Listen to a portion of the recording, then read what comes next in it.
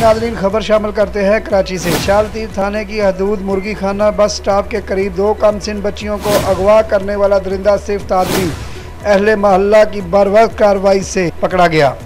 मजीद तफसीलात से आगाह कर रहे हैं ब्यूरो चीफ कराची जावेद पारिक। जी जावेद पारिक, तफसीलात से आगाह कीजिएगा। बिल्कुल, कराची शालतीर थाने की हदूद में मुर्गी खाने बस स्टॉप के करीब 2 कमसिन बच्चियों को अगवा करने वाला दरिंदा सिर्फ आदमी, बल्कि दरिंदा सिर्फ आदमी क्या दरिंदा सिर्फ इंसान अहले मोहल्ला की बरवक्त कार्रवाई में पकड़ा गया।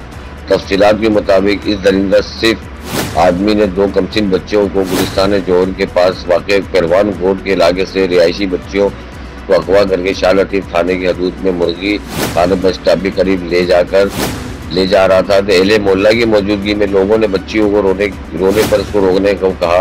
वो नहीं रुका और जिस पर उसने जबरन रुक के जब इससे मालूमात की गई तो उसने ये कहा कि ये बच्चे यतीम हैं, लावारिस हैं, मैं इन्हें अपने घर ले जा रहा हूँ। जब बच्चियों से मालूमात की गई तो बच्चियों ने बताया कि हम परवान गोट में रहते हैं।